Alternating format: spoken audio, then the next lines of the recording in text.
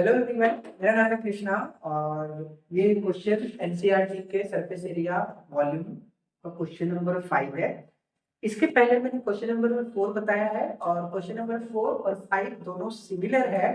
तो अगर आपने 4 नहीं देखा है तो आप पहले जाकर 4 देख लेंगे और अगर 4 नहीं भी देखा है, नहीं देखने का मन है तो आप छोड़ दीजिए, इसको भी अच्छी तरीके से देखेंगे तो क्वेश्चन नंबर 5 आपको समझ में आएगा।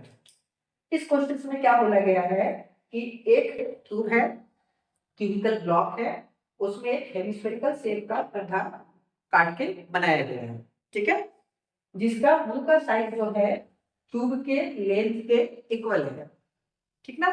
तो इसका मतलब क्या होगा, जो साइड ऑफ क्यूब है उसका लेंथ क्वेश्चन में एल दिया हुआ है, तो इसका मतलब जो हेमिस्फेयर का मुंह का साइज है वो भी क्या होगा, एल होगा। इसका मतलब जो हेमिस्फेयर का डायमीटर है यानी कि diameter of hemisphere equal to L, ठीक है।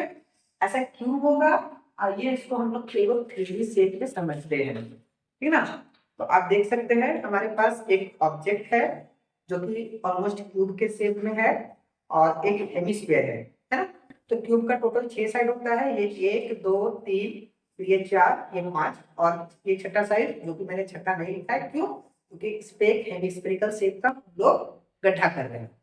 तो यहाँ पे अगर आप इस शेप को, इस ऑब्जेक्ट को क्लियरली अगर बढ़िया से देख पा रहे हैं तो आप देखेंगे कि इसमें 5 साइड के साथ इसी प्रकार का, ये 5 साइड जो हमारे पास है इसी प्रकार का कोई भी उसमें प्लस माइनस नहीं हुआ है।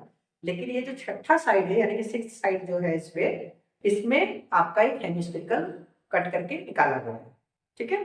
तो इसका मतलब चूंकि 5 साइड मेरा कोई छेड़छाड़ नहीं किया गया है तो इसका मतलब सरफेस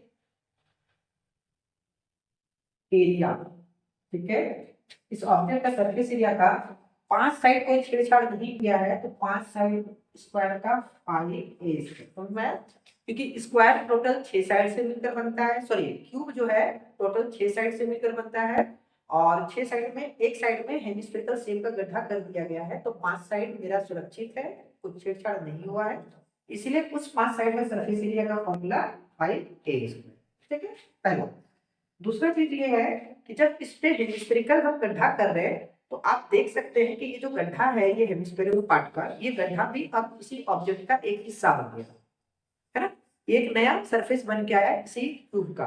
तो इसीलिए ये जो गड्ढा है इसका सरफेस एरिया निकालने के लिए हम लोग लगाएंगे 2 पाई आर स्क्वायर। क्यों लगाए, क्योंकि जो ये हेमिस्फेयर है, हेमिस्फेयर का CSA कर्व सरफेस एरिया का फॉर्मूला 2 पाई स्क्वायर होता है।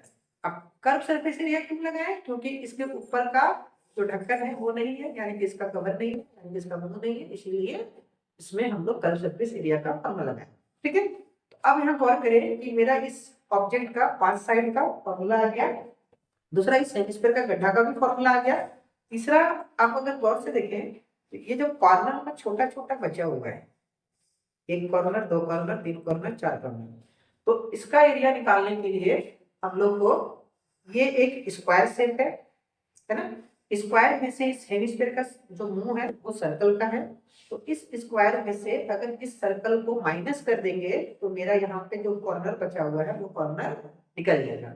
तो स्क्वायर में से सर्कल यानी कि a square minus pi are square, समझ में आया।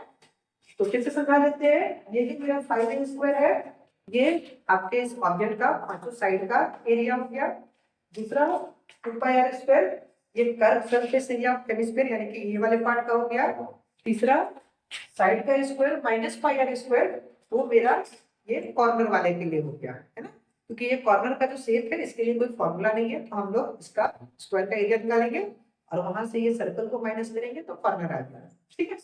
अब देखते हैं यहाँ पे तो 5 स्क्वायर और ये एक स्क्वायर मिला क्या हो गया 6a स्क्वायर, ठीक है।